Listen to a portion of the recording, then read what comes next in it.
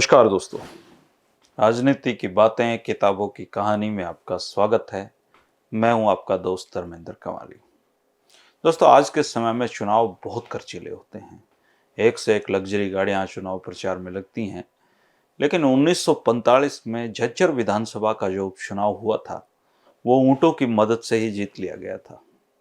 Unionist party के उम्मीदवार चौधरी श्रीचंद इस चुनाव में जीते थे और प्रोफेसर शेर सिंह पहली बार इस चुनाव में सीधे सक्रिय हुए थे।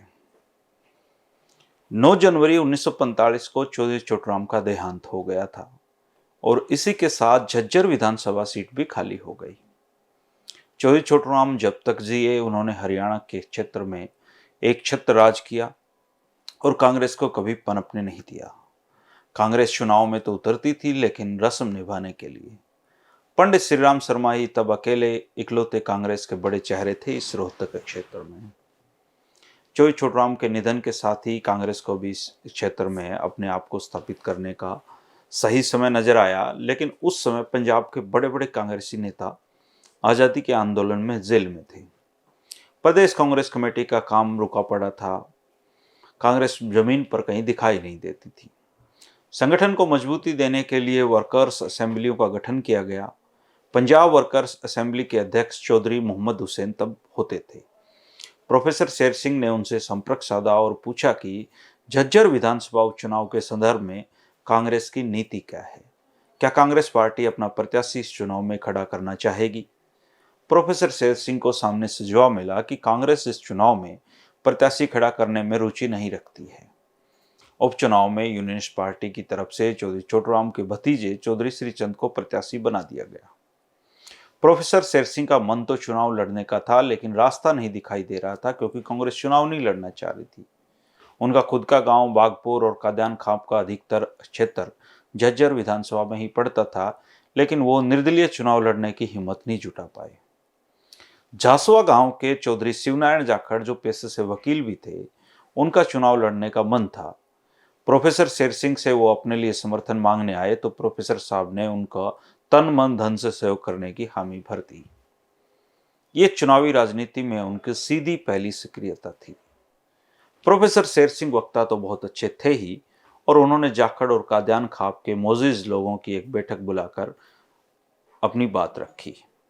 प्रोफेसर शेर सिंह ने उन लोगों को समझाया कि चौधरी छोटूराम हरियाणा के सिरमौर थे और झज्जर विधानसभा उनकी कर्म भूमि रहा है। लोगों ने भी हमेशा उनका मान सम्मान रखा और उनको यहां से जिताकर भेजा। अब उनके निधन के बाद परिस्थितियां बदल गई हैं और चौधरी छोटूराम का पैतृक गांव गढ़ी भी अब झज्जर विधानसभा सीट में नहीं रहा है। इसलिए आप स्थानीय प्रत्याशी को समर्थन दें। ऐसी भूमिका बनाकर उन्होंने चौधरी शिवनारायण जाखड़ का नाम आगे कर दिया। बात का असर होते देर नहीं लगी और 20 गांव की पंचायत ने चौधरी शिवनारायण जाखड़ को अपना प्रत्याशी मान लिया। इस पंचायत में जमींदारा पार्टी के चौधरी प्रताप सिंह दौलता भी शामिल थे और उन्होंने भी जमींदारा पार्टी के प्रत्याशी चौधरी श्रीचंद का विरोध करना स्वीकार कर लिया था। परिस्थितियां बदल रही थी दोस्तों। इस चुनाव में कुछ लोगों ने यह सुझाव दिया कि चौधरी शिवनारायण की जीत को पक्का करने के लिए गुलिया खाप, जिसमें 24 गांव आते हैं, की भी मदद लेनी चाहिए। 1921 में जब एमएलसी के चुनाव हुए थे, तब चौधरी छोटूराम के मुकाबले में चुनाव लड़ने वाले गुलिया खाप के चौधरी स्वरूप सिंह की मदद जाखड़ और काद्यान खाप ने की थी और अब इस मदद के बदले मदद मांगनी चाह हो रही थी। इस चुनाव में चौधरी छोटूराम हार गए थे। इसके बाद जाखड़ और काद्यान खाप के प्रमुख लोगों ने गुलिया खाप के गांव की पंचायत गुलिया गोत्र के प्रसिद्ध गांव बादली में बुलवा ली। इस पंचायत की बात चौधरी श्रीचंद को पता लगी तो उनकी चिंता बढ़ने लगी। वे चौधरी टीकाराम के पास पहुंचे, जो चौधरी छोटूराम की आइडियोलॉजी के उत्तराधिकारी माने जाते थे और उनके निधन के बाद मंत्री बनाए गए थे। चौधरी टीकाराम ने पंचायत वाले दिन अपना कार्यक्रम बादली में रखवा दिया और इसके बाद पंचायत एक जुलूस में बदल गई। तब जाकर चौधरी श्रीचंद ने राहत की सांस ली। इसी बीच कांग्रेस पार्टी ने भी अपनी नीति बदलते हुए झज्जर उपचुनाव में अपना प्रत्याशी उतारने का फैसला कर लिया। कांग्रेस की तरफ से प्रोफेसर शेर सिंह का नाम रखा गया, लेकिन उन्होंने साफ कह दिया कि वो अपना समर्थन खाप प्रत्याशी चौधरी शिवनारायण को दे चुके हैं। इसके बाद कांग्रेस पार्टी ने खातीवास गांव के राव मंगलीराम को टिकट देकर मैदान में उतार दिया। प्रोफेसर शेर सिंह इस चुनाव में दुविधा में रहे। एक तरफ चौधरी श्रीचंद थे, दूसरी तरफ उनकी पार्टी के प्रत्याशी राव मंगलीराम और खुद प्रोफेसर शेर सिंह ने अपना जो समर्थन है वो खाप प्रत्याशी निर्दलीय चौधरी शिवनारायण जाखड़ को दे रखा था। इसी दौरान कांग्रेस कार्यकर्ताओं की एक बैठक बहादुरगढ़ में रखी गई। प्रोफेसर साहब भी उस समय बहादुरगढ़ में खाप प्रत्याशी के प्रचार के लिए पहुंचे हुए थे। प्रोफेसर साहब उस धर्मशाला में भी गए जहां ठाकुरदास भार्गव, लाला श्यामलाल, गोपीचंद भार्गव, चौधरी साहराम और उनके भाई चौधरी देवीलाल आदि कांग्रेस के नेता अपने प्रत्याशी को जिताने की योजना बना रहे थे। उन्होंने प्रोफेसर शेर सिंह पर जोर डाला कि वो खाप प्रत्याशी को बैठा दें, लेकिन प्रोफेसर शेर सिंह ने एक दूसरी योजना वहां पेश की। उन्होंने कहा कि आप लोग चुनाव से 3 दिन पहले कांग्रेसी कार्यकर्ताओं को चुनाव प्रचार से वापस बुला लें और अपने समर्थकों को खाप प्रत्याशी को वोट देने को कहें। चूंकि खाप प्रत्याशी अभी कांग्रेस प्रत्याशी से कहीं आगे है, इसके बाद जब खाप प्रत्याशी चुनाव जीत जाएगा तो वो उसको कांग्रेस में शामिल करवा देंगे। ये मेरा वादा रहा। ये योजना तत्काल स्वीकार कर ली गई और इसको पूरा करने की जिम्मेदारी प्रोफेसर शेर सिंह और चौधरी देवीलाल की लगाई गई। अब देखिए आप चुनाव में योजनाएं कैसे बनती हैं। इस योजना को अमल में लाया गया, लेकिन कुछ जगहों पर प्रोफेसर शेर सिंह और चौधरी देवीलाल दोनों को ही कांग्रेस के कार्यकर्ताओं ने आड़े हाथों भी लिया। दुलेड़ा गांव में प्रिंसिपल तिलकराज चड्डा जी होते थे जो कांग्रेसी कार्यकर्ता थे और अपनी पत्नी के साथ चुनाव प्रचार में जुटे हुए थे। प्रोफेसर शेर सिंह और चौधरी देवीलाल ने उन्हें चुनाव से निष्क्रिय होने और खाप प्रत्याशी को समर्थन देने की बात कही तो उन दोनों ने उनको आड़े हाथों लिया और कहा कि भीतरघाती राजनीति सही नहीं है।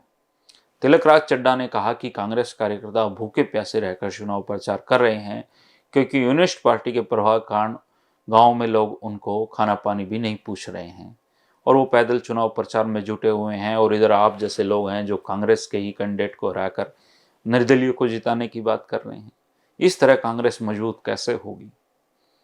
हालांकि अधिकतर कांग्रेस कार्यकर्ता बिना विरोध अपने घरों को चले गए थे, लेकिन उस समय भी प्रिंसिपल तिलकराज चड्डा जैसे रीढ़ की हड्डी वाले लोग भी होते थे। इधर चौधरी श्रीचंद भी खाली हाथ नहीं बैठे थे। एक तरफ जहां उन्होंने चौधरी छोटूराम के पुराने समर्थकों से एक एक करके संपर्क साधा, वहीं पहली बार अपने वोटरों को पोलिंग बूथ तक लाने के लिए ऊंट किराए पर कर लिए थे। 2 रुपये प्रति ऊंट उस समय किराया तय किया गया था और इस योजना की भनक ना खाप प्रत्याशी को लग पाई और ना ही चौधरी देवीलाल और प्रोफेसर शेर सिंह को। गांव-गांव में फैले यूनिस्ट पार्टी के समर्थक अपने वोटरों को ऊंटों पर बिठाकर पोलिंग बूथ तक लेकर गए और यही जीत में निर्णायक भी साबित हुआ।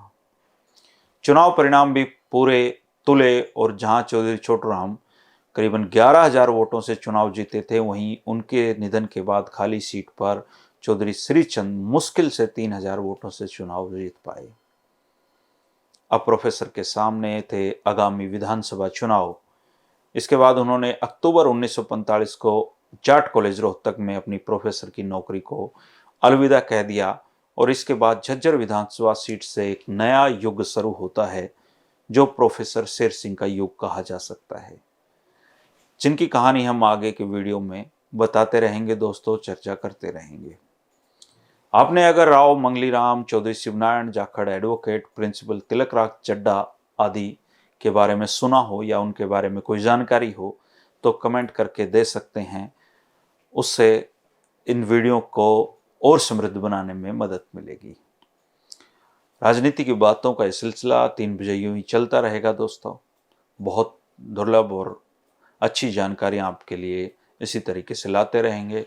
अपना प्यार बनाए रखें, सहयोग बनाए रखें। वीडियो पसंद आए तो इसको लाइक कर दें। हमारे जैसे कोई और लोग हैं इन बातों को पसंद करने वाले, तो उनके साथ इस वीडियो को शेयर करके भी आप मेरी मदद कर सकते हैं। शुक्रिया, नमस्कार। कल फिर मिलेंगे 3 बजे राजनीति की बातों में। नमस्कार।